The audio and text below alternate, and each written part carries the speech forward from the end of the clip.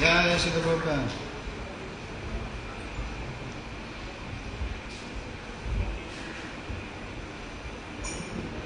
Should I sing Jaya Radha? Okay. Jai.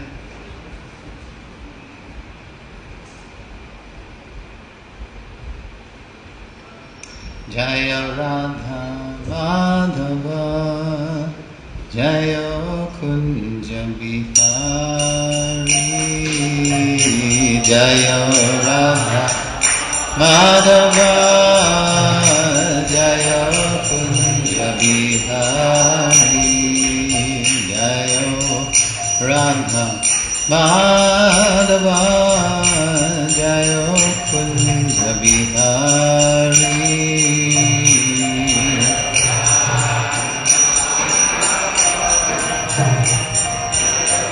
Kunja Bihari Gopi Jana Vallabha Jaya Girabardhari Jaya Girabardhari Gopi Jana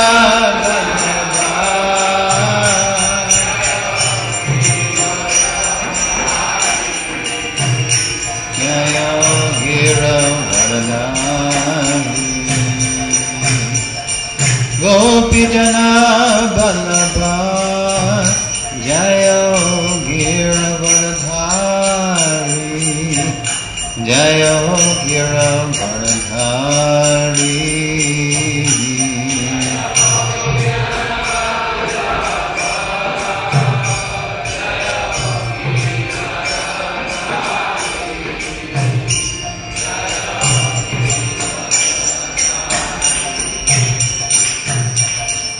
Yashodanandana Jayo Braja Janaranjana Jayo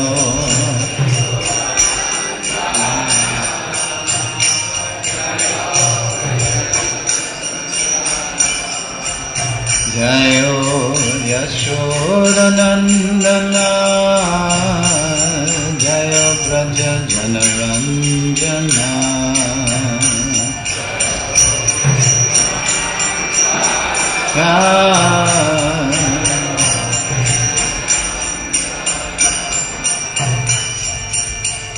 Jamuna Tiravarachari Kunja Bihari Jamuna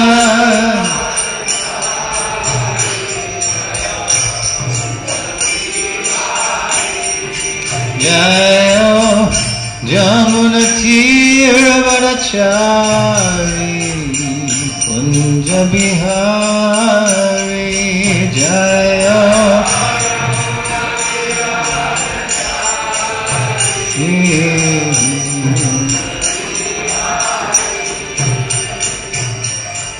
Radha Madhava Jaya Kunja Bihari Jaya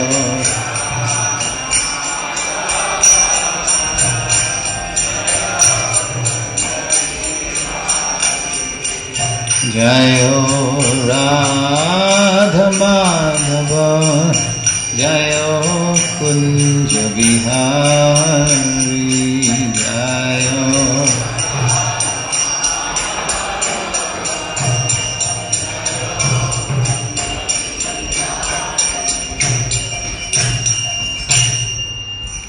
Jayo Vishnupad Paramhamsa Parivrajakacharya Ashtotarashat Sri Srimad His Divine Grace A.C. Bhaktivedanta Swami Srila Prabhupada Ki Jai Grantaraj Sri Chaitanya Chaitamrita Ki Jai Nitai Gaur Premanandi. All glory is to the assembled devotees. All glory is to the assembled devotees. All glory is to the assembled devotees. All glory is to Sri Guru and Gauranga. Glory is to Srila Prabhupada. Hare Krishna. So today we are extremely fortunate to have with us His Grace Sureshwar Prabhu. Prabhuji was very kind to give us his association. He came last time on Friday and wonderful class on Prabhupada's pastimes. So today we again requested him to enlighten us on Chaitanya Charitamrita. So Prabhuji is disciple of His Divine Grace A.C. Bhaktivedanta Swami Srila Prabhupada. He joined this movement in early 70s and he was very well known for his book distribution, and presently he is a very well known facilitator with MIHE also. So this is the second time now Prabhuji is coming to Punjabi Bagh temple. So we are extremely thankful to him. तो सभी भक्तों से निवेदन है कि अपने mobile phone को switch off कर दें या साइलेंट मोड पे करें और बहुत ध्यानपूर्वक संदेश सुनें. Today we'll have Prabhuji line by line translation. Oh, stop and go. Yeah. Stop. It's hard to go after you stop.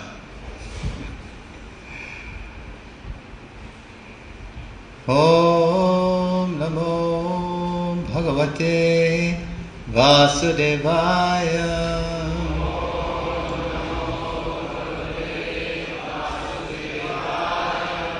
Om Namo Bhagavate Vasudevaya.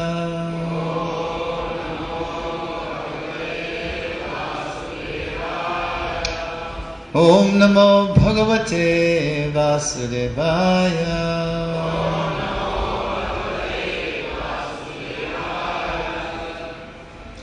Reading from the Sri Chaitanya Charitamrita, translation and commentary by Srila Prabhupada. Madhya Lila, chapter 8, talks between the Lord and Ramananda Roy, text 251.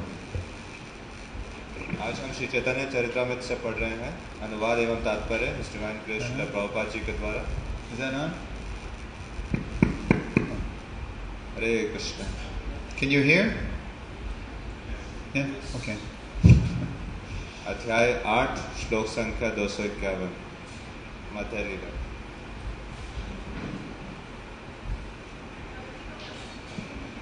Hare Krishna.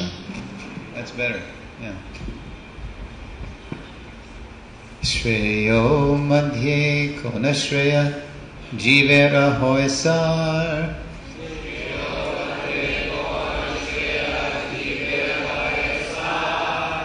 Krishna bhakta sangha vina shreya nahiyar.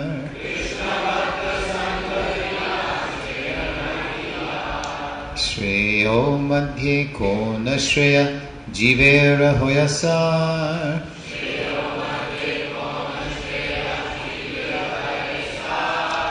Krishna bhakta sangha vina shreya nahiyar. Shreyo madhye ko nashreya jivera hoyasar.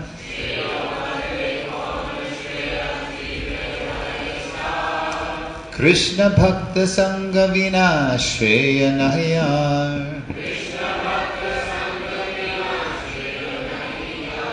Bolo.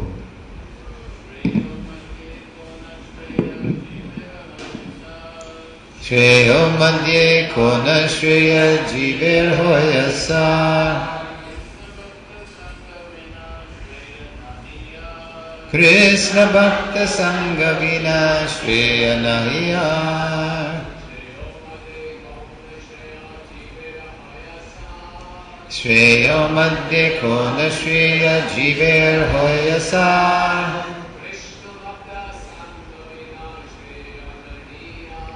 Krishna bhakta sangha vina shreya nahiyar. Shreya madhye kona shreya jiver hoyasar. Krishna bhakta sangha vina shreya nahiyar. श्रेयो मध्य कौन श्रेय जीवेरा होयसार. Krishna bhakta sangha vina shreya nahiyar. Shreya madhye kona shreya jiver hoyasar. Krishna Bhakta Sangha Vina Shreya Nahiya. Malajis. Shreya Madhya Konda Shreya Jiber Hoyasar. Krishna Bhakta Sangha Vina Shreya Nahiya.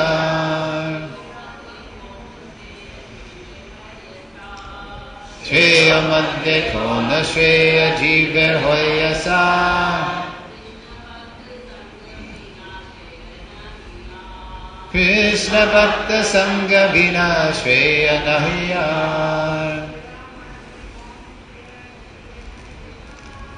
Shreya Madhya Konda Shreya Jiber Hoyasar.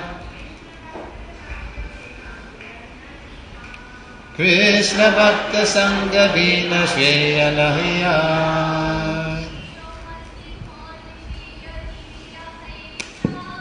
Shreya Madhya Konda Shreya Jiber Hoyasar.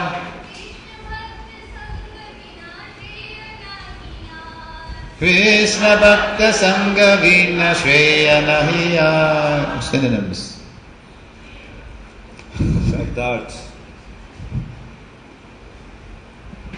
So you just, yeah. शब्दार्थ श्रेय मध्य लाभदायक कार्यकलापों में कौन सा श्रेय श्रेयस्कर जीवेरा जीव का है सार कृष्ण भक्त संगा भगवान कृष्ण भक्तों के संग हेतु बिना श्रेय नहीं है आर अन्य। अनुवाद। तब श्री चैतन्य महाप्रभु ने पूछा, समस्त शुभ तथा लाभप्रद कार्यों में से जीव के लिए सर्वश्रेष्ठ कार्य कौन सा है? रामानंद राय ने उत्तर दिया, एकमात्र शुभ कार्य कृष्ण भक्तों की संगति है। तात्पर्य। श्रीमद् भागवतम 11:2:30 के अनुसार अत आत्यंतकम श्रेमम पृच्छामो भवतो नघ संसार स्मिन् क्षणार्धोपि सत्संग शेवधिर नृणाम। हम आपसे सर्वाधिक कल्याणप्रद कार्य के विषय में पूछ रहे हैं। मैं सोचता हूं कि इस भौतिक जगत में भक्तों की संगति चाहे क्षण भर के लिए ही क्यों न हो, मनुष्य के लिए सबसे बड़ा खजाना है। Srila Prabhupada ki Om Ajnanatimirandhasya Jnananjanashalakaya Chakshurunmilitam Yena Tasmai Sri Gurave Namaha Vancha Kalpatarubhyascha Kripa Sindhubhya Evacha Patitanam Pavanebhyo Vaishnavebhyo Namo Namaha Jaya Sri Krishna Chaitanya Prabhu Nityananda Sri Advaita Gadadhar Sri Vasadi Gaura Bhakta Vrinda Hare Krishna Krishna Krishna Hare Hare Hare Rama Rama Rama Hare Hare. So we're being reminded again of the importance and the power of the association of devotees. हमें यहाँ पर पुनः याद दिलाया गया है कि भक्तों के संग की क्या शक्ति है और उसकी क्या महत्वता है। Srila Prabhupada, he could have just shipped those books on the Jaladuta and not have to take the trouble of coming himself, but he knew we needed an example of pure devotional service. So not just the books came, but he came. Srila Prabhupada अपने ग्रंथों को ही मात्र जलदूत जहाज से भेज सकते थे पाश्चात्य देशों में, परंतु उन्होंने ग्रंथों के साथ वो खुद वहां पर गए क्योंकि वे शुद्ध भक्ति का एक आदर्श उदाहरण संसार को देना चाहते थे। Books are very important. Books are the basis, but we have to have somebody who can show us how to live the books. जो पुस्तकें हैं निश्चित रूप से बहुत महत्व हैं, क्योंकि पुस्तकें ही आधार है, परंतु हमें एक व्यक्तिगत उदाहरण, उसका निर्देश मार्ग चाहिए जिससे हम सीख सकें कि उन पुस्तकों को कैसे जीना है. In his purport to Srimad Bhagavatam 1-18, which is the famous Nashtaprayeshva Bhadreshu verse, Prabhupada says there's two kinds of Bhagavats, the book Bhagavat and the person Bhagavat. Shrimad Bhagavatam 1:2-18 में नष्ट प्रायश्व भद्रेशु जो श्लोक है उसमें श्रीला प्रभुपाद बताते हैं भागवत दो प्रकार के होते हैं, एक ग्रंथ भागवत और एक भक्त Bhagavat. So a godbrother of mine once asked Prabhupada, which is more important, the book Bhagavat or the person Bhagavat? प्रभु जी बता रहे हैं कि उनके गुरु भाई ने एक बार श्रीला प्रभुपाद से पूछा कि कौन सा भागवत ज्यादा महत्वपूर्ण है, ग्रंथ भागवत या भक्त Bhagavat. So in this particular case, Prabhupada said, oh, the person Bhagavat is more important because the guru can pull your ear. तो श्रीला प्रभुपाद ने उत्तर दिया, निश्चित रूप से जो व्यक्ति भागवत है, भक्त भागवत, वो अत्यधिक महत्वपूर्ण है क्योंकि वो आपका कान खींच सकता है. It's nice to have the books and to read the books, but without actually being guided by someone who's living the books, we are sure to misunderstand the books.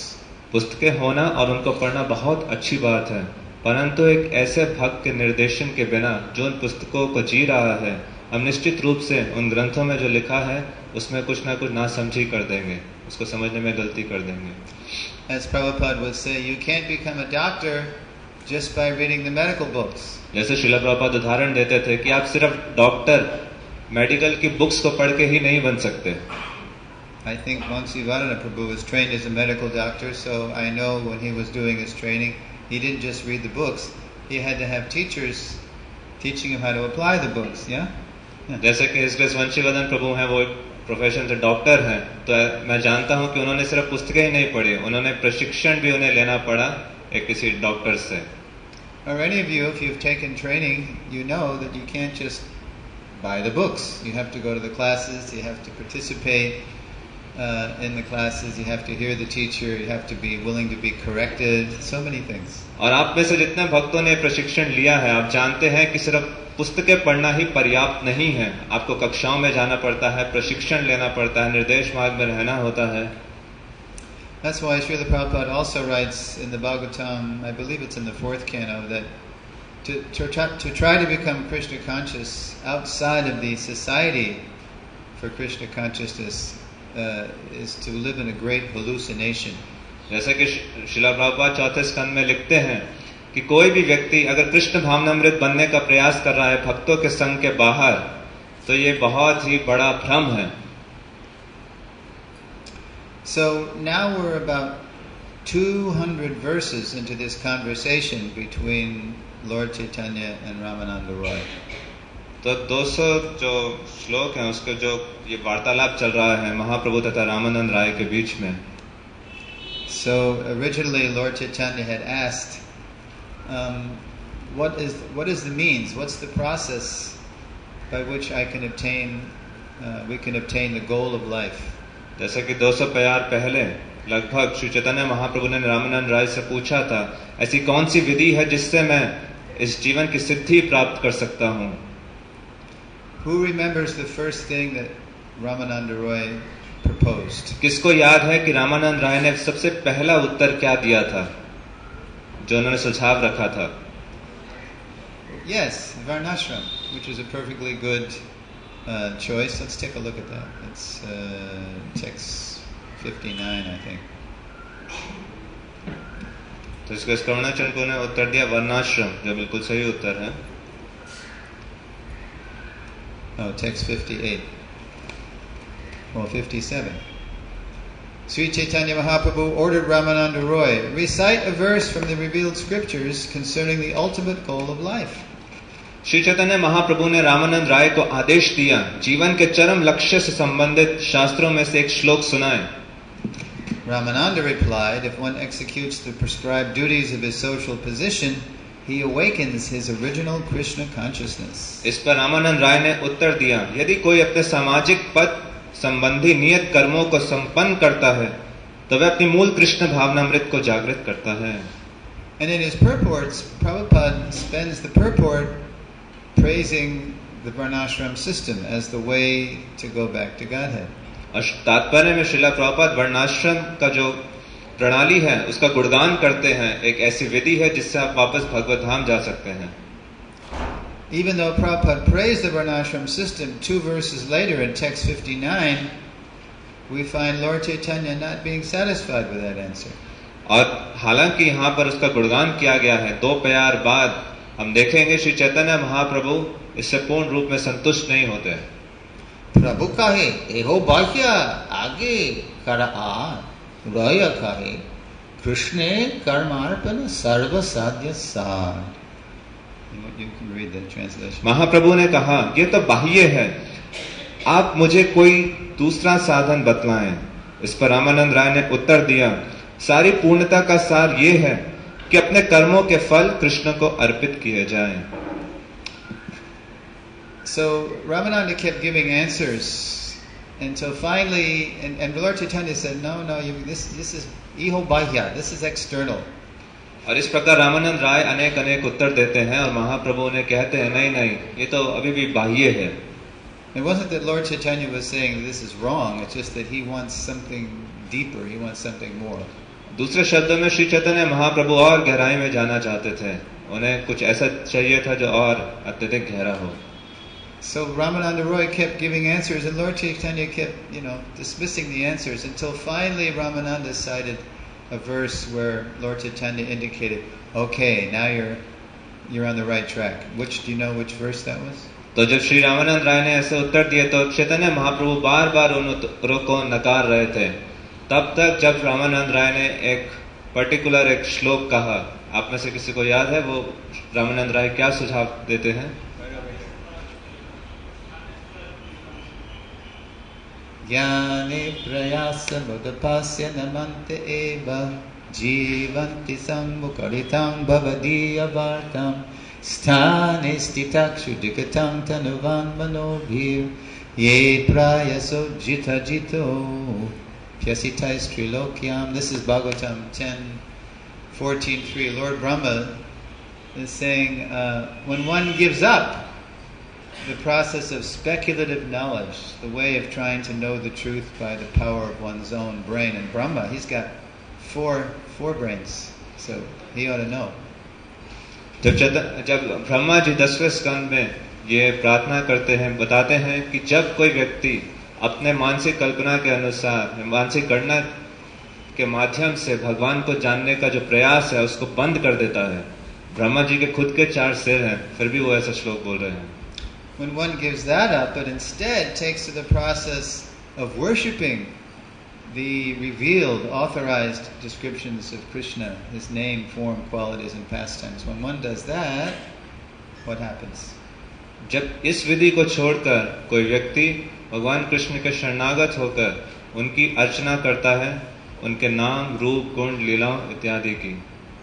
In other words, when you give up the way of trying to be a big jnani and you just worship the authorized descriptions of Krishna, even while you're in your own, humble position, sthane stitak shrutikatang tanuvan manobhir. दूसरे शब्दों में जब कोई ज्ञानी बनने के प्रयास को त्याग देता है और विनम्रता पूर्वक वो जिस स्थिति में है वहीं पर स्थित रहकर जो भगवान श्री कृष्ण की प्रामाणिक वर्णन है उनकी आराधना करता है.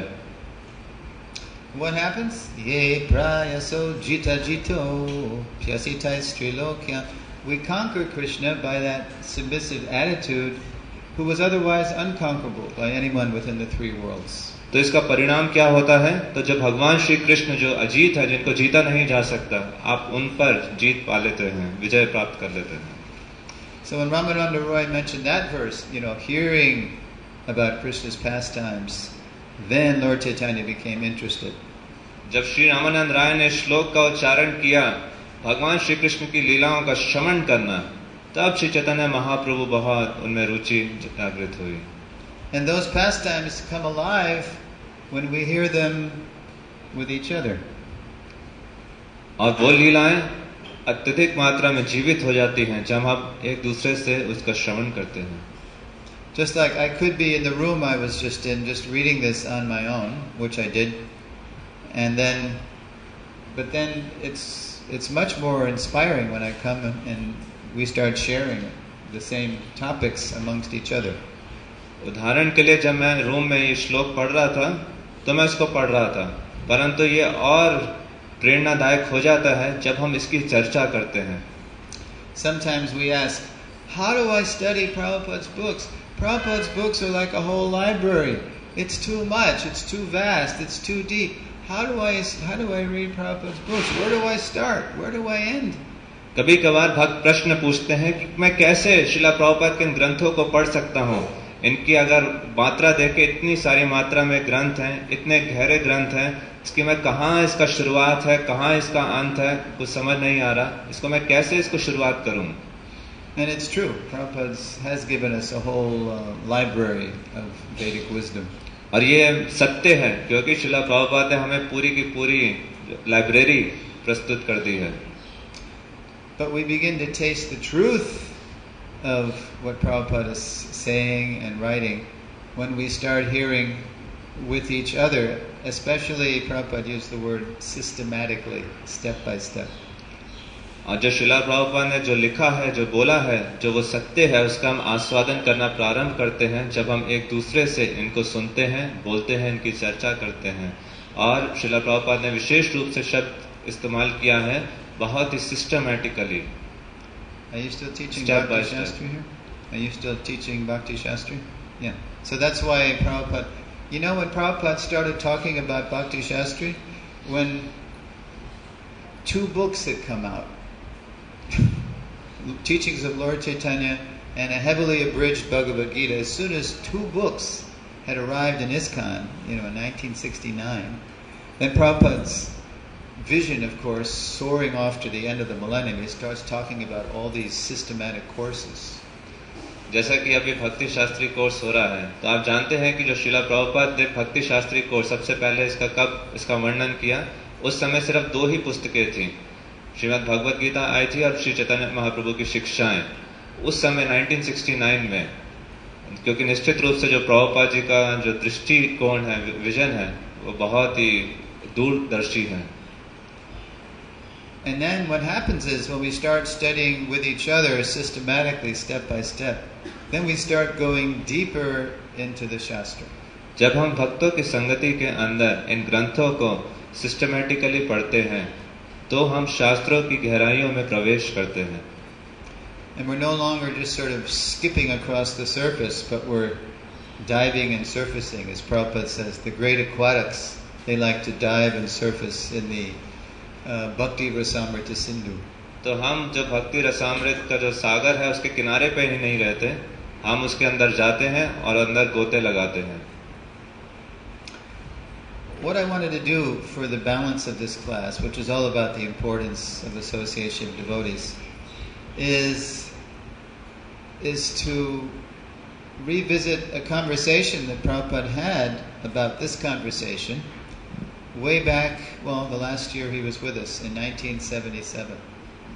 तो जो शेष कक्षा के लिए जो मैं करना चाहता हूँ, जो कि विशेष रूप से भक्तों की जो संगति है उसकी महिमा के ऊपर है, तो मैं श्रीला प्रभुपाद के उस वार्तालाप में जाना चाहूँगा जो रामानंद राय और चैतन्य महाप्रभु के बीच में इसी श्लोक पर हुई 1977 में, 1977.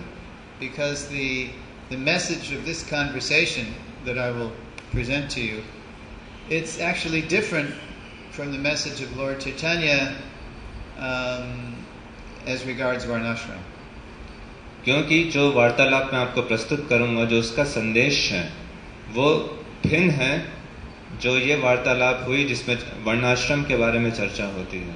So when we hear that, we think, what? Srila Prabhupada, he's Lord Chaitanya's Senapati Bhakta, he's his greatest representative. How could he have a different message than Lord Chaitanya?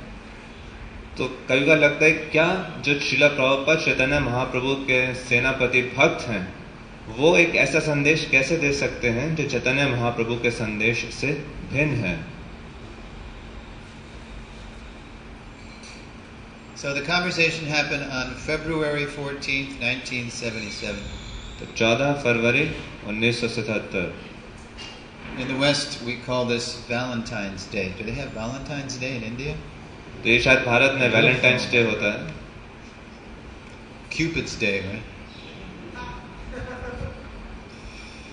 Yeah, we have Madan Mohan, and they just have Madan. So we need Madan Mohan. तो इसको Cupid day भी कहते हैं. हमारे पास मदन मोहन है, उनके पास सिर्फ मदन है. And even more importantly, we need Madan Mohan Mohini. We need Radha, not just Krishna, we need Radha. और मदन मोहन ही नहीं, हमारे पास मदन मोहन मोहिनी है, जो श्रीमती राधा रानी है. So it was February 14th, 1977, and if you know something about the evolution of Prabhupada's Varnashram preaching, for the first 7 years, for most of the time Prabhupada was walking among us, he was telling us to forget about Varnashram. तो 14 फरवरी 1970 में जो वार्तालाप हुई, अगर आप में से जो भक्त परिचित हैं कि जो वर्णाश्रम का जो प्रचार का किस प्रकार से श्रील प्रभुपाद ने विकास किया, शुरुआती दिनों में श्रील प्रभुपाद का मुख्य जो संदेश था वो क्या भूल जाइए वर्णाश्रम को. And the reason Prabhupada was doing that was because Prabhupada was exploding a movement all over the world which did not have room for Varnashram in it at that time. और इसको करने का जो कारण है वो ये है क्योंकि उस समय श्रील प्रभुपाद आंदोलन की शुरुआत कर रहे थे. इसका जो विस्फोट है पूरे विश्व में करना चाहते थे, और उस समय ये वर्णाश्रम को के लिए जगह नहीं थी. I mean, think about it. 108 temples in 12 years, including schools, farms, restaurants, affiliates, all kinds of preaching centers. Prabhupada was just as fast as possible. He was just trying to put Krishna consciousness all over the world. आप जरा सोच के देखिए, 12 साल में 108 मंदिरों की स्थापना, कई सारे प्रचार केंद्र, Govinda's restaurant, farm houses, communities. तो प्रभुपाद उस समय उनका जो फोकस था कि कैसे अधिक से अधिक मात्रा में कृष्ण भावनामृत आंदोलन की स्थापना हो सके पूरे विश्व भर में. So the slogan in those days was, Prabhu, forget about your propensity, just do the needful, just do the emergency needful, even if you don't feel fit for it, just do it. तो उन दिनों का जो कहावत था वो ये था कि प्रभु आप क्या करना चाहते हो इसको भूल जाओ, ये इमरजेंसी है, तो जिस चीज की आवश्यकता है आप उसको करो.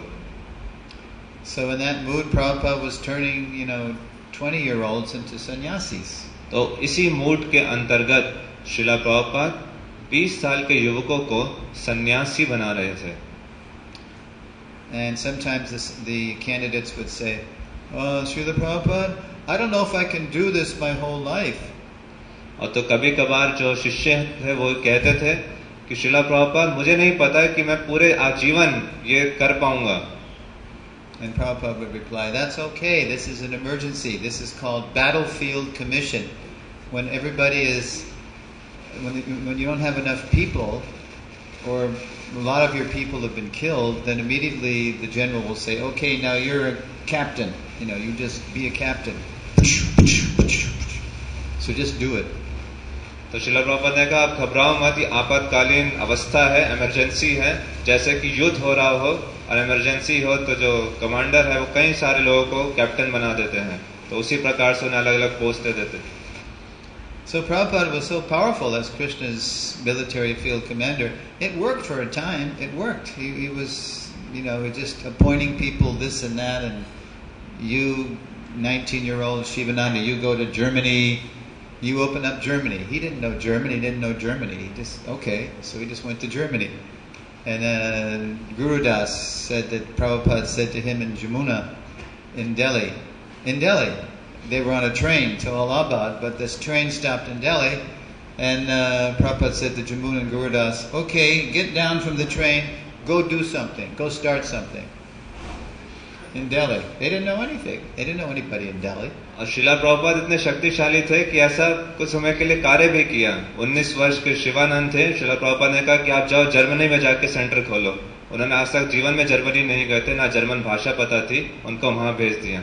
आपके दिल्ली शहर में गुरुदास और यमुना माता जी को चलती ट्रेन से उतार दिया कि आप यहाँ उतर जाओ और यहाँ पर मंदिर खोलो, सेंटर खोलो। They didn't know Hindi. उनको हिंदी भाषा नहीं आती थी। Prabhupada gave them one name, the name of one person to go find. Srila Prabhupada ने उन्हें सिर्फ एक ही नाम दिया था, एक ही व्यक्ति का नाम कि आप जाओ उस व्यक्ति को ढूंढो। So it worked for a time, trying to pour everybody into this, not just Brahminical mold, it was like Paramhamsa mold, Prabhupada put us on this Paramhamsa pedestals. तो ये just do it, just do anything for Krishna. Krishna will help you.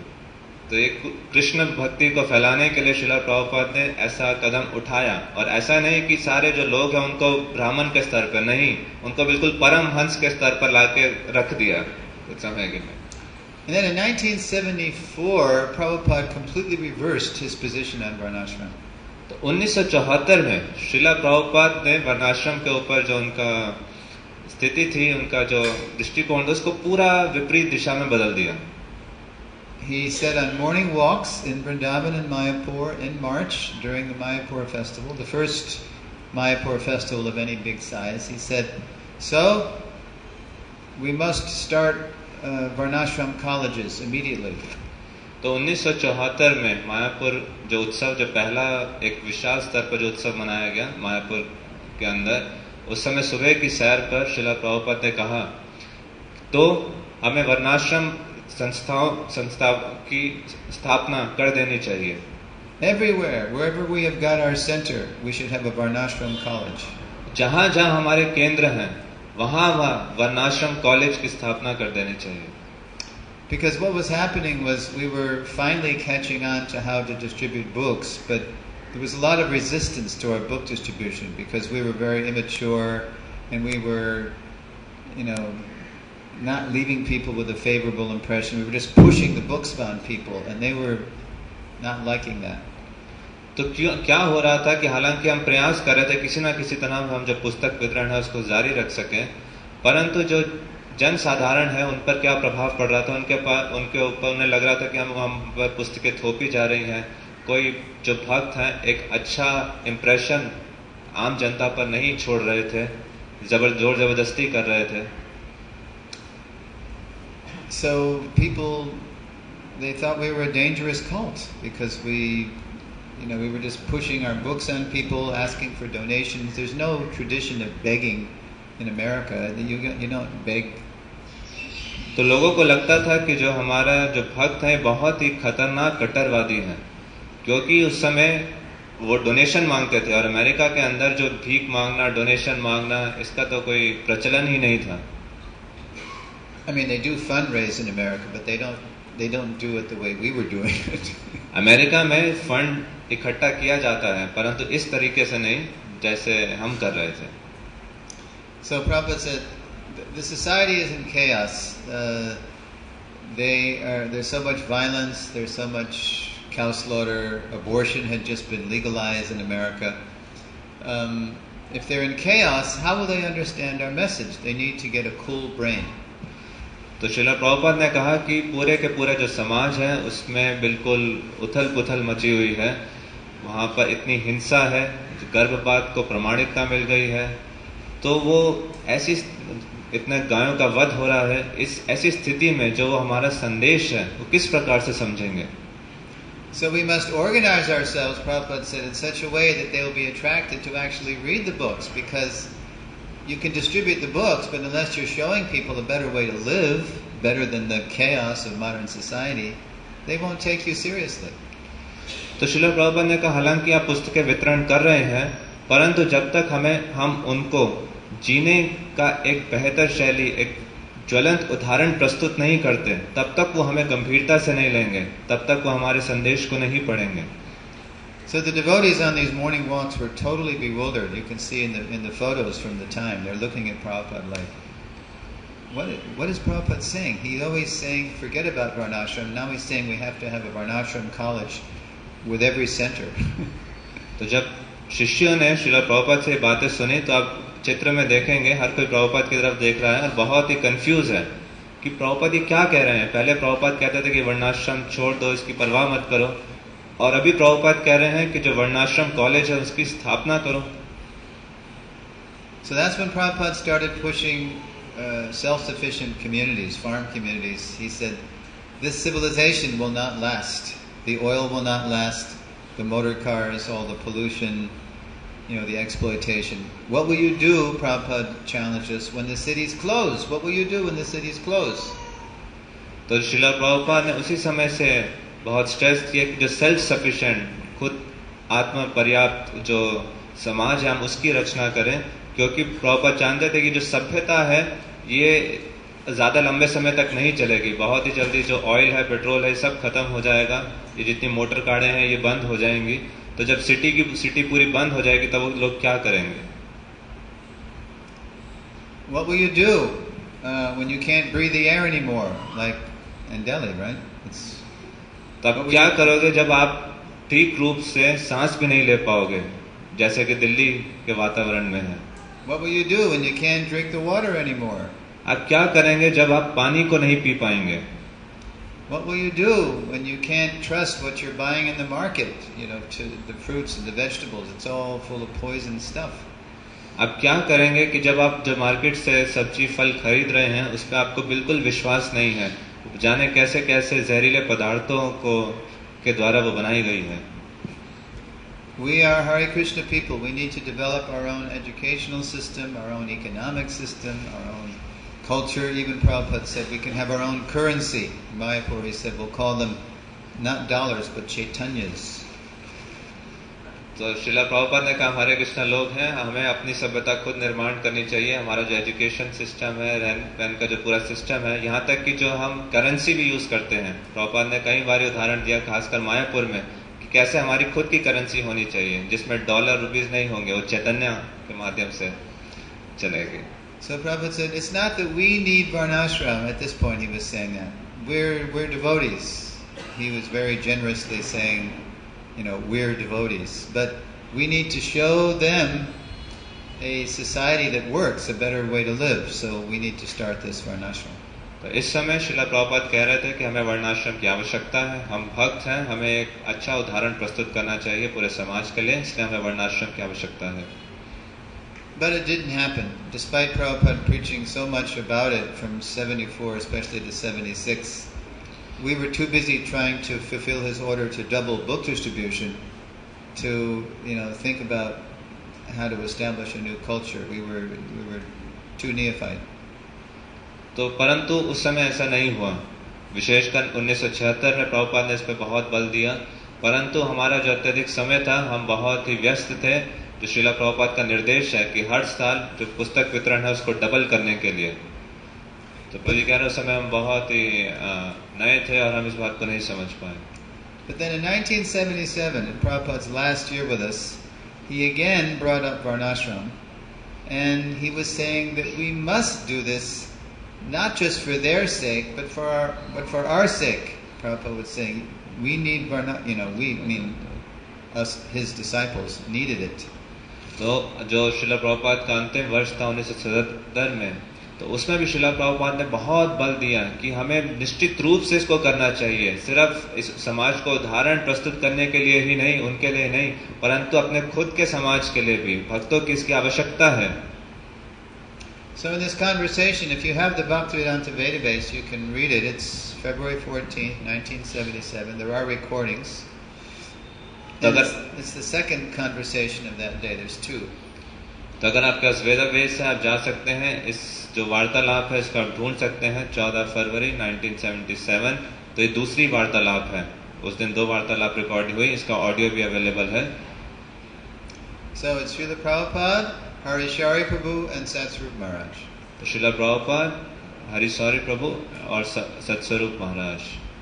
So Prabhupada's really pushing this. He said, it's not so easy to become a devotee. If it's so easy to become a devotee, why do so many fall down? Even my trusted leaders, they're coming and going. We need to, now Prabhupada said, pave the way. We need to make it easier to practice Krishna consciousness. Srila Prabhupada ने कहा कि भक्त बनना इतना आसान नहीं है. अगर इतना आसान होता तो क्यों इतने लोगों का पतन हो रहा है. यहाँ तक कि जो लीडर्स हैं वो भी कभी इस आंदोलन को छोड़ के जा रहे हैं. तो हमें लोगों के लिए आसान बनाना होगा, उनको भक्त बनने का जो मार्ग है इसलिए जो उनका भक्ति का रास्ता है हमें उसको आसान बनाना होगा. So what Prabhupada meant is that people need to be engaged according to their nature. It's not that you can be doing something against your nature forever and ever.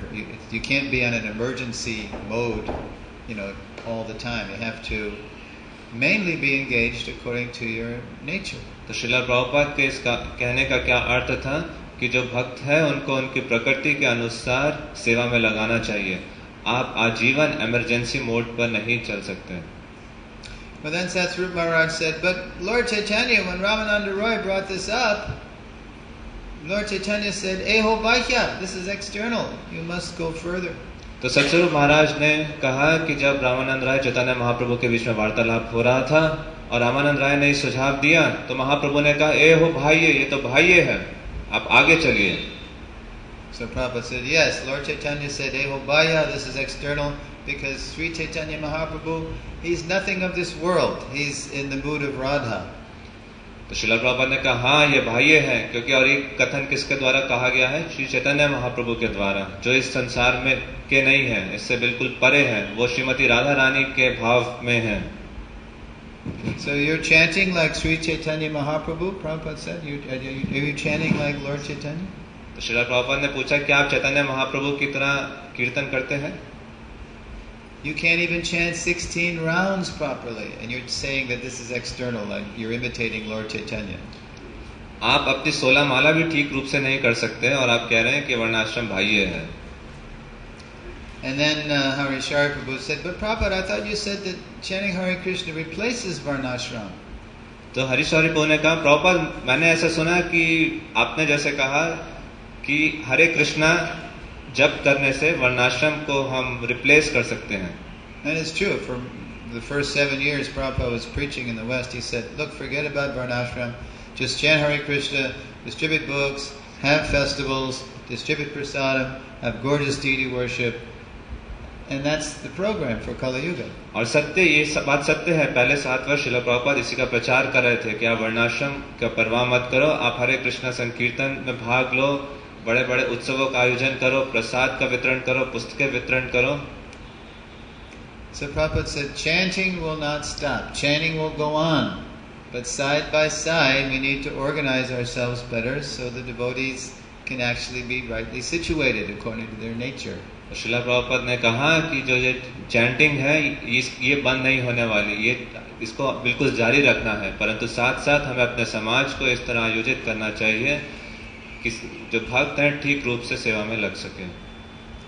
And then Hari Shari Prabhu said, but Srila Prabhupada, in our temples, after 6 months a year, someone gets initiated, and then after 6 months a year, then they become Brahmins. They become Brahmin. So, isn't that the way we're going to do it? हरिशौरी प्रभु ने कहा कि जैसे प्रभुपाद 6 महीने या 1 साल में हमारे यहाँ जो व्यक्ति है वो दीक्षा ले लेता है और उसके 6 महीने 1 साल में वो दूसरी दीक्षा लेता है, वो ब्राह्मण बन जाता है. And so Prabhupada gave an answer that was pretty mysterious. तो श्रीला प्रभुपाद ने एक ऐसा उत्तर दिया जो काफी रहस्यमय था. But then he explained it. परंतु उसके बाद उन्होंने उसको समझाया.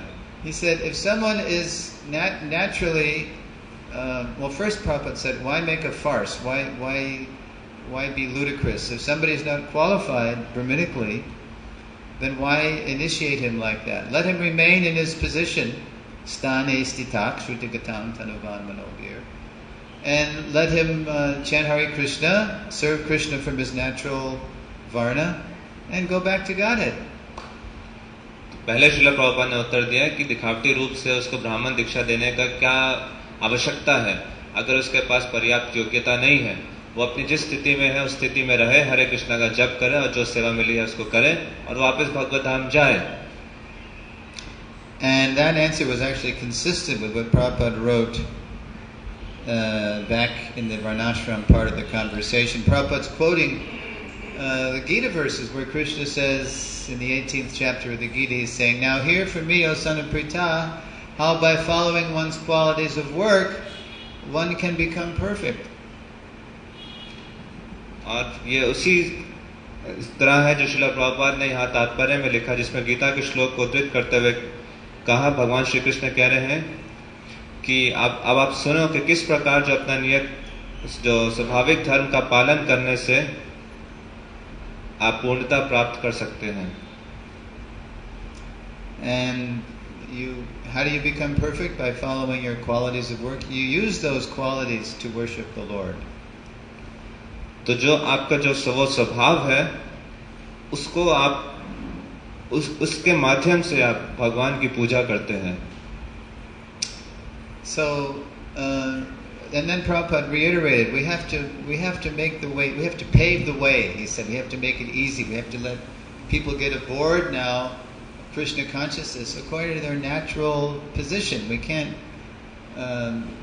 do something unnatural. Prabhupada was really worried that after he left, that people would just go away because people weren't being properly engaged.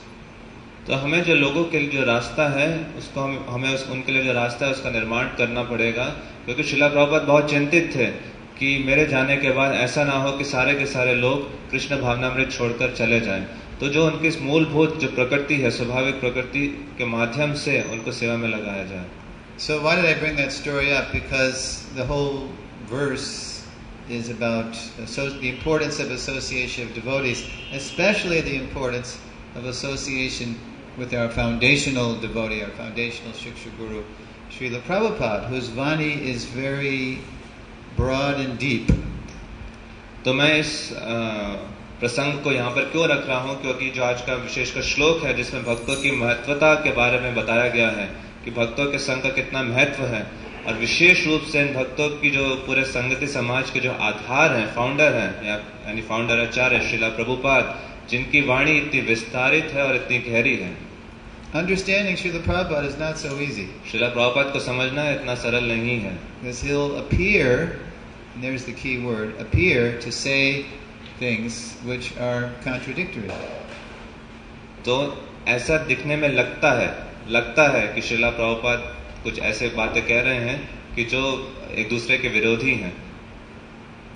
But instead of seeing what Prabhupada says as contradictory, we have to see the development of Prabhupada's preaching as an extension more and more and more of his compassion, which was the highest principle that Prabhupada was preaching on, compassion. तो इस विरोधी तत्व को देखने के बजाय हमें जानना चाहिए कि कैसे जो श्रीला प्रभुपाद का प्रचार है धीरे धीरे विकसित हो रहा है, जो उनकी करुणा का ही विस्तार है. So, that's the message. तो ये संदेश है. I will just stop there, and if you have any questions or comments, you can ask in your mother tongue, and then Prabhu will. तो आपका कोई प्रश्न है तो आप पूछ सकते हैं.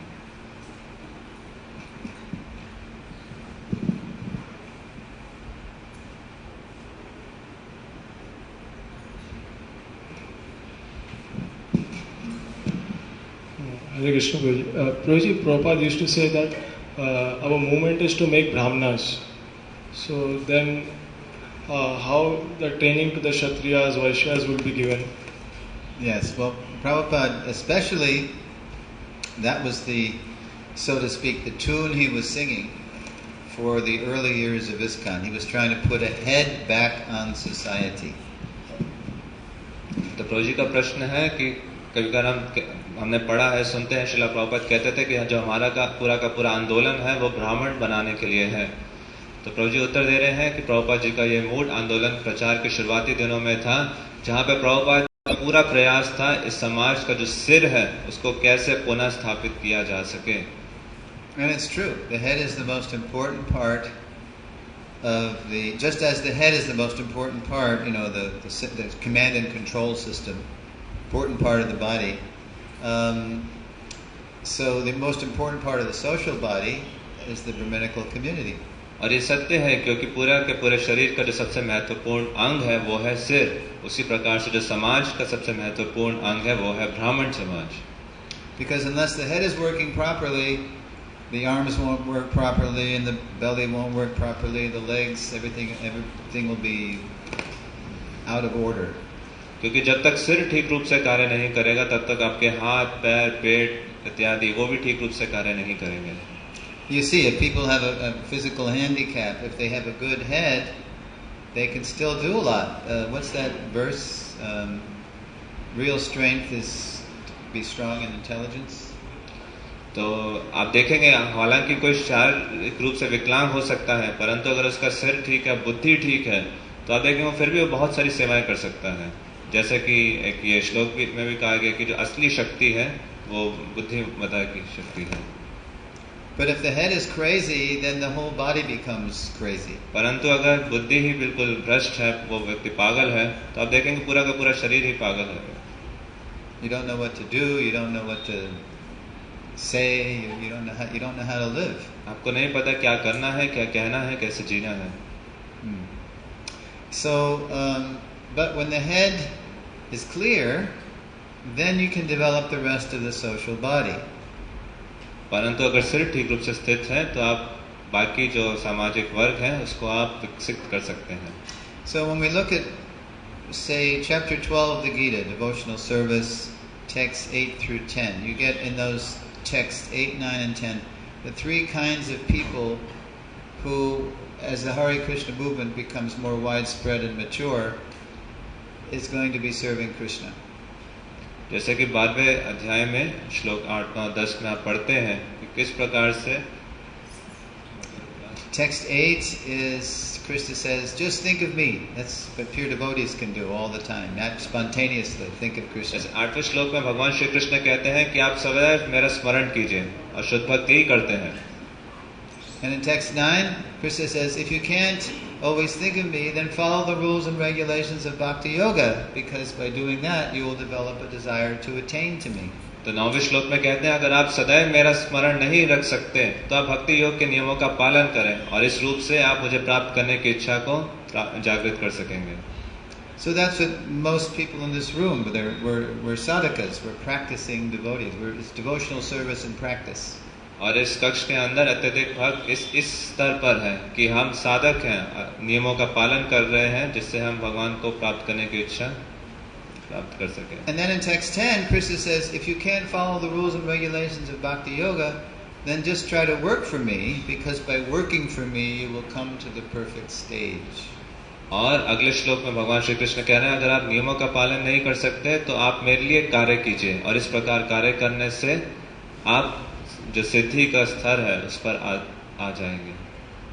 And in the purport, Prabhupada, he starts reaching out to all types of people, specifically, people besides the Brahmins. There's Kshatriyas, Vaishyas, and Shudras. और अगर आप तात्पर्य पढ़ेंगे, श्रीला प्रभुपाद ऐसे सभी लोगों तक पहुंचने का प्रयास कर रहे हैं, और उसके बता रहे हैं कि कैसे ब्राह्मण, क्षत्रिय, वैश्य. And he says, there are many devotees in the Krishna consciousness movement and they require help. और प्रभुपाद लिखते हैं कि इस कृष्ण भावनामृत आंदोलन में बहुत सारे भक्त हैं और उन्हें सहायता की आवश्यकता है. Every endeavor requires land, labor, capital and organization. हर प्रयास के लिए एक जमीन चाहिए, कैपिटल चाहिए, लेबर चाहिए. So then Prabhupada is appealing to the businessman. He says, so don't just build a skyscraper for your business, but help the devotees build a temple. तो वो जो बिजनेसमैन है उनसे कह रहे हैं कि आप बड़ी बड़ी इमारतों का निर्माण अपने बिजनेस के लिए सिर्फ अपने बिजनेस के लिए ही मत कीजिए, आप भक्तों की सहायता कीजिए मंदिर निर्माण के लिए. And if you do this, by the end of the purport, Prabhupada says, if you do this, then this will help you rise to a higher stage of love for God. और श्रील प्रभुपाद तात्पर्य के अंतिम में लिखते हैं अगर आप ऐसा करते हैं तो ये आपकी सहायता करेगा उच्च स्तर पर आने के लिए भगवत प्रेम के. So there's three kinds of, so that's a devotee, but he's not following the rules and regulations of Bhakti Yoga. He's not ready yet, but he wants to participate, he wants to help, he wants to contribute. That will be most people in the world. तो वो भी भक्त है, हालांकि वो भक्ति के नियमों का पालन नहीं कर रहा, परंतु वो इस विधि में भाग लेना चाहता है, पार्टिसिपेट करना चाहता है, और इस संसार में आप देखेंगे अत्यधिक मात्रा में ऐसे लोग होंगे. But the Brahminical community in Iskcon is so important because it's those people who will be able to direct and guide all the others. They're the core of the movement. परंतु जो ब्राह्मण वर्ग है, विशेषकर आंदोलन समाज के अंदर, वो सबसे महत्वपूर्ण है, क्योंकि यही वो वर्ग है जो सभी लोगों का मार्गदर्शन करेगा. So yeah, the Brahmins. Brahmins and cows. Cows ब्राह्मण first. और गाय, और ब्राह्मण से भी पहले गाय. Why? Why are cows before Brahmins? जो गाय है वो ब्राह्मण से पहले क्यों आती है? Do you know? क्या आप जानते हैं? We say go Brahmana hitaya cha. Why go before Brahmana? हम कहते हैं गो ब्राह्मण हिताय च, तो गो गाय का वर्णन पहले क्यों आता है? Because Krishna himself is lover of cows. Yeah? But why does he put the go before the Brahmana? Is it because Krishna loves cows? He doesn't love the Brahmins?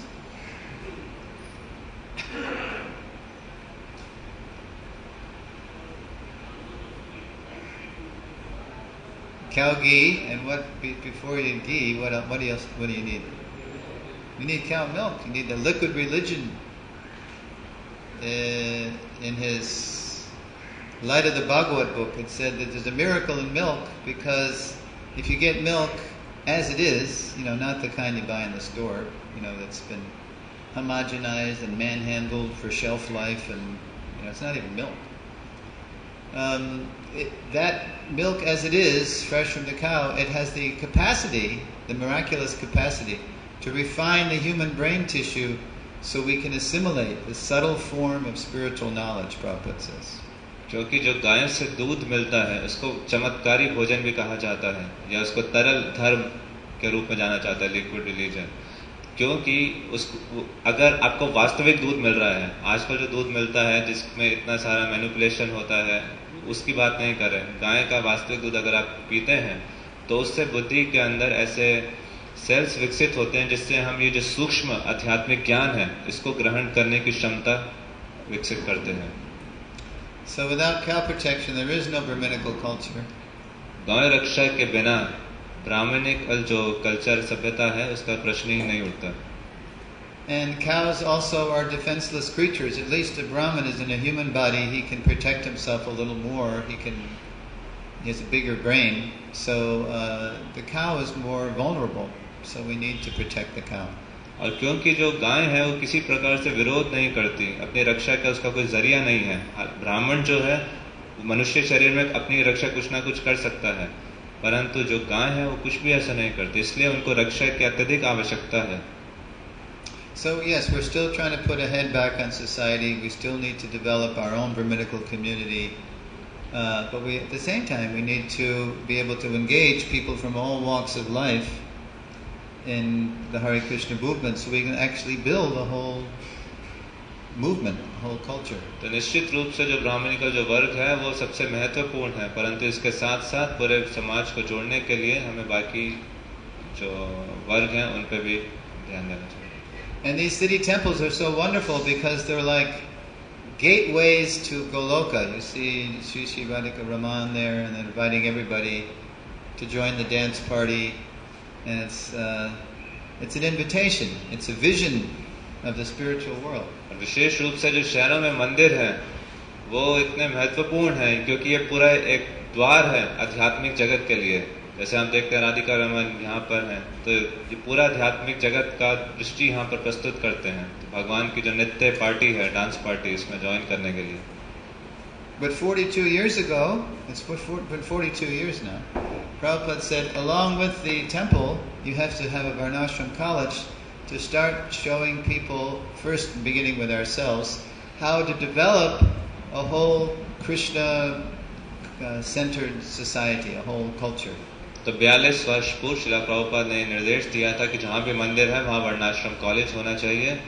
ये उदाहरण प्रस्तुत करने के लिए खुद व्यक्तिगत सबसे पहले खुद को कि कैसे हम पूरा का पूरा समाज का निर्माण कर सकते हैं. That's why he wanted the city temples to get land too, so they can start getting their, as you are here, I think you're getting milk and milk products and growing your own vegetables and fruits to offer the deity real milk and real fruit and real vegetables. इसलिए श्रीला प्रभुपाद चाहते थे हर मंदिर के पास अपनी जमीन हो जिस पे वो खेती कर सके, असली जो फूल है, फल है, सब्जियां हैं, गाय की पालन करके जो असली दूध है उसको भगवान को भोग लगा सके, प्राप्त कर सके. Srila Vishwanath Chakravarti Thakur in his commentary to Patram Pushpam Palam Toyang, he reveals the full purport of that verse. तो जो पत्रम पुष्पम फलम तोयम, जो विश्वनाथ चक्रवर्ती ठाकुर हैं, तो जो पूरा का पूरा इसका जो तात्पर्य है उसको बिल्कुल प्रकाशित करते हैं. The verse, of course, is, if one offers me with love and devotion a leaf, a flower, fruit or water, I will accept it. तो जैसे भगवान श्री कृष्ण कहते हैं, कोई मुझे भक्ति से पत्र, पुष्प, फल, जल अर्पित करता है भक्ति से, तो मैं इसको स्वीकार करता हूँ. And Vishwanath Chakravarti Thakur says this means you have to plant the seed with devotion. तो विश्वनाथ चक्रवर्ती ठाकुर इसकी टीका में कहते हैं, इसका अर्थ हुआ कि जो आप बीज बोएंगे वो भी भक्ति से होना चाहिए. It doesn't start at the market, it starts with planting the seed. तो ये मार्केट में खरीदने से प्रारंभ नहीं होता, वो आपने फूल कैसे उगाया है वहां से उसकी प्रारंभ होता है. You have to cultivate the plant with devotion, weed the plant with devotion. तो बीज, भक्ति से बीज बोने के बाद भक्ति से उसका सिंचन करना चाहिए. You have to pick it, you have to harvest it with devotion. तो भक्ति से ही उसकी हार्वेस्ट करना चाहिए. You have to prepare it to offer to Krishna with devotion. तो भक्ति से ही उसको पका के भगवान श्री कृष्ण के समक्ष प्रस्तुत करना चाहिए. Then you have to actually offer it with devotion. तो भक्ति से उसको भोग लगाना चाहिए. Then you have to serve it with devotion. तो भक्ति से उसको वितरित करना चाहिए. Honor it with devotion.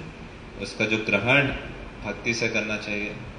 That is patram pushpam phalam toyam. तो ये है पत्रम पुष्पम फलम तोयम. Yeah. So when people come to our city temples, they should be able to eventually, at all Hare Krishna centers, as the generations go by and Krishna consciousness does go to every town and village, then they should be able to look at the gateway, look at the portal, and then be able to go to a place where they're going to see cow protection and ox power, the bullocks and the village life, the whole way Krishna lives. They shouldn't just see the portal, they should be able to see the life, beyond the gateway. There should be an example of that.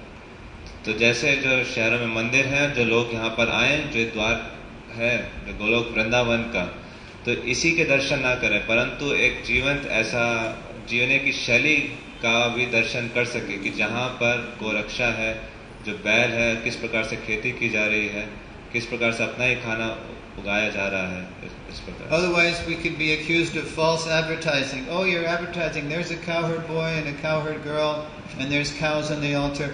But where are you protecting the cows? You're talking about it, but where are you doing it? नहीं तो आप पर आरोप लगाया जा सकता है कि आप झूठी एडवर्टीजमेंट कर रहे हैं. यहाँ आप आराधना कर रहे हैं कि जो ग्वाल बाल है कृष्ण, ग्वाल बालिका है राधा रानी, परंतु आप गायों की रक्षा कहाँ कर रहे हैं? In America people say, don't tell me, show me. America में कहावत है कि मुझे बताओ मत, मुझे दिखाओ. When you show me a better way to live, then I'll start reading your books. जब आप मेरे को जीने का एक बेहतर ढंग का उदाहरण प्रस्तुत करोगे, तब मैं आपकी पुस्तकें पढ़ना प्रारंभ करूंगा. Okay, so it started with your question. Any more questions?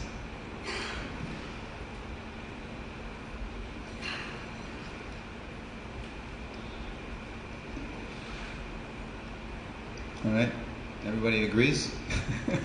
I wanted people to object. मैं चाहता हूँ कि लोग इसका विरोध करें. अभी लगता है कि सब सहमत है. You must have some objections. I mean, Prabhupada's really challenging us, Okay, here's a challenge.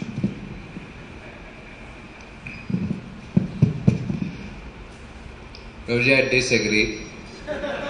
Okay. Just a joke. Thank you for a wonderful class.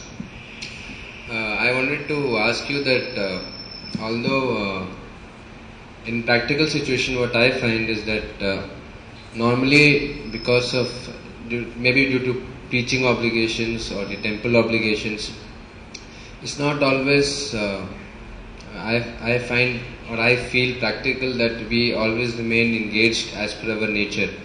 We need to accept those services which we will not be comfortable with or we will not be appreciative, but seeing the need of the temple or preaching or for pleasing Krishna, the spiritual master, we need to take. So how do we balance and how do we see in practical situation? You understand the question? Oh, first you got to. तो प्रभु जी का प्रश्न है कि जैसे आपने बताया कि वर्णाश्रम अपने स्वभाव के अनुसार सेवा में लगना चाहिए, तो मैंने बहुत बार प्रैक्टिकल ऐसी सिचुएशंस का दृष्टांत देखा है कि जहाँ पर मंदिर में ऐसे कई अनेक सेवाएं आती हैं, आपातकालीन परिस्थितियाँ आती हैं, जहाँ पर अपने स्वभाव के विपरीत किसी सेवा में लगना पड़ता है। तो इस बात को कैसे समझे या कैसे इसमें एक बैलेंस बना के चलें? So, Prabhupada answers this in his purport to Gita 247. तो भगवद गीता 247 श्लोक के तात्पर्य में श्रीला प्रभुपाद लिखते हैं. You all know this verse in India because the Indians always quote it to us in America. तो आप सब ये श्लोक जानते हैं भारत में, क्योंकि जो भारतीय हैं बार-बार श्लोक का उच्चारण करते हैं. Karmanyavadikaraste ma phaleshu kadachana ma karma phalaheturbhor ma te sangostva karmani. You have a right to perform your prescribed duty, but you are not entitled to the fruits of action. They never quote that part. The Indians. तो आपको कार्य कर, आपका जो नियत, जो आपका duty है उसको करने का अधिकार आपको है, परंतु उसका फल पे आपका कोई अधिकार नहीं है. Never consider yourself to be the cause of the results of your activity. जो आपके कारणों का जो फल है, जो आपके कार्य से फल उत्पन्न हो रहा है, अपने आप को कभी भी उसका कारण मत समझो. And never be attached to not doing your duty. और कभी भी जो उस कर्तव्य को ना करने से आसक्त मत हो. So our duties are determined by the modes of nature. हमारे कर्तव्य है प्रकृति के गुणों के द्वारा निर्धारित होते हैं. But in the purport, Prabhupada says there are three kinds of duties. परंतु तात्पर्य में श्रीला प्रभुपाद लिखते हैं 3 प्रकार के कार्य हैं. Things we like to do, Prabhupada calls it desired activity. Things we naturally like to do. जिसको हम स्वाभाविक रूप से करना पसंद करते हैं वो. Routine work. दूसरा है routine work. Something everybody has to do. We all have to brush our teeth and take a shower and, you know. कि जो डेली का रूटीन, जैसे हम ब्रश करते हैं, नहाते हैं इत्यादि. And then Prabhupada says emergency work. और फिर आगे श्रीला प्रभुपाद लिखते हैं आपातकालीन कार्य. So it's true that Krishna consciousness remains an emergency even, you know, so many years after Prabhupada left. But as Prabhupada was leaving us, he was really worried that people would not stay in Krishna consciousness if they weren't mainly engaged according to their nature. तो हालांकि श्रीला प्रभुपाद के जाने से अभी तक एक आपातकालीन स्थिति ही है, परंतु श्रीला प्रभुपाद बहुत चिंतित थे इस बात पर, अगर हम मुख्यतः हमारा जो प्रकृति है उसके द्वारा हम सेवा में, इस प्रकार की सेवा में निर्धारित नहीं किए जाते, तो ऐसी संभावना है कि वो कृष्ण भावनामृत छोड़ के जा सकता है. So our days in devotional service will be composed of these kinds of things: routine work, things we like to do, and things we have to do for the emergency. You know, it's just, so we should be prepared to do things, even things we don't necessarily like. But Prabhupada's Daivi Varnashram mood is that mainly everybody should be engaged according to their nature. तो जो भक्ति के दिनों में हमारे इसी प्रकार के कार्य होंगे, रूटीन वर्क, ऐसे कार्य जो हमें करना अच्छा लगता है हमारे स्वभाव से, और इमरजेंसी वर्क. तो हमें तीनों प्रकार के कार्यों में लगना चाहिए. निश्चित रूप से कभी आपातकालीन वो आती है, स्थिति आती है, तो हमें वो सेवाएं भी करनी चाहिए. परंतु जो श्रीला प्रभुपाद का मुख्य रूप से मूड था दैवी वर्णाश्रम का, कि मुख्यतः हम वो सेवा में लगे. Which is not how Prabhupada started the Hare Krishna movement, but that's where he ended up before he left. Srila Prabhupada ने ऐसा जब शुरुआत की थी तो अलग कहा था, और जब जहाँ श्रीला प्रभुपाद ने जब शरीर छोड़ा तब उसका अंत कहीं और जाके किया. Prabhupada was just drafting us all into doing things that most of us ordinarily would have never dreamed of doing, just to get the thing going. तो श्रीला प्रभुपाद हमसे वो सारे कार्य करा रहे थे जिसने हमने स्वप्न में भी नहीं सोचा था कि हम वो ऐसे कार्य करेंगे, कर सकते हैं, क्योंकि वो इस आंदोलन को आगे बढ़ाना चाहते थे. But he was really worried about us, and that's why Kaviraj, the doctor by Prabhupada's bedside, Prabhupada said, "So what is your diagnosis?" तो परंतु श्रीला प्रभुपाद सही में बहुत चिंतित थे अपने शिष्यों को लेके, इसलिए जो कविराज जो उनके बिस्तर के किनारे था, श्रीला प्रभुपाद ने पूछा तो आपका डायग्नोसिस क्या है, आपने क्या पता किया? My diagnosis is too much anxiety over disciples and movement. तो उस कविराज ने कहा मैंने ये पता किया अत्यधिक मात्रा में चिंता शिष्यों को लेके और आंदोलन को लेके. And Prabhupada said, yes, you have diagnosed correctly. He was really concerned that the whole thing might fall apart after he left. तो श्रीला प्रभुपाद ने कहा हाँ आपने सही बिल्कुल पकड़ा है, क्योंकि वो वास्तव में बहुत चिंतित थे उनके जाने के बाद कि पूरा आंदोलन बिखर ना जाए. And then Brahmananda Swami said, you have any regrets, Srila Prabhupada? Do you have any regrets? तो भवानंद स्वामी ने पूछा प्रभुपाद जी से, प्रभुपाद क्या आपको किसी भी प्रकार का पछतावा है? No, I have no lamentation, Prabhupada said. Srila Prabhupada कहते नहीं, किसी भी प्रकार का पछतावा नहीं है. And then he said, actually I do have one lamentation. तो फिर उनका नहीं, मेरे को एक पछतावा है. And Brahmananda Swami said, oh, that you have not finished translating the Srimad Bhagavatam? तो भवानंद स्वामी ने कहा कि क्या पछतावा है कि आपने श्रीमद् भागवतम का अनुवाद करना इसको पूरा नहीं किया. And that was a good guess because that's what Prabhupada did every night. He got up at midnight. तो बहुत ही अच्छा उनका तुक्का था, क्योंकि यही श्रीला प्रभुपाद प्रतिदिन प्रति रात्रि जाकर करते थे. No, Prabhupada said, that is not my lamentation. Srila Prabhupada ने कहा नहीं, ये मेरा पछतावा नहीं है. My lamentation is that I have not shown you how to live in Varnashram. Srila Prabhupada कहते थे मेरा पछतावा ये है कि मैंने आपको वर्णाश्रम के अनुसार जीने का जो ढंग है उसको दिखाया नहीं है. 50% of my work is not done because I have not shown you how to live in Varnashram. मेरा 50% कार्य अभी अधूरा है, क्योंकि मैंने आपको वर्णाश्रम के अनुसार जीना इसको दिखाया नहीं है. So this was not a contradiction to his earlier preaching about just putting a head back in society and trying to make everybody just be Brahmins, but it was an extension of his compassion to make sure that we would last in Krishna consciousness. Just see it like that. Don't see it as a contradiction. See it as an extension of his compassion upon us and the world. तो आंदोलन के शुरुआत में जो प्रभुपाद ने कहा ये इससे बिल्कुल भी विरोधाभास नहीं है, परंतु ये श्रीला प्रभुपाद की करुणा का विस्तार है हम सब पर और पूरे विश्व पर. इसको इस दृष्टि से देखना चाहिए. Okay, it's getting late. Thank you for listening. Srila Prabhupada ki jai. इसके सुरेश्वर प्रभु की जय. हरे कृष्णा. आप सब भक्तों के लिए एक सूचना है कि जितने भी भक्त प्रसादम कूपन लेते हैं, जो प्रसादम कूपन अभी उपलब्ध है रिसेप्शन के ही पास में, ये फर्स्ट फ्लोर पे नहीं मिलेंगे आपको. रिसेप्शन के जो डीटी किचन के सामने रिसेप्शन है, यहीं पर आपको कूपन उपलब्ध होंगे. तो आप अगर जो कूपन लेते हैं यहीं से लेके जाएं, नहीं तो आपको ऊपर से फिर नीचे आना पड़ेगा कूपन.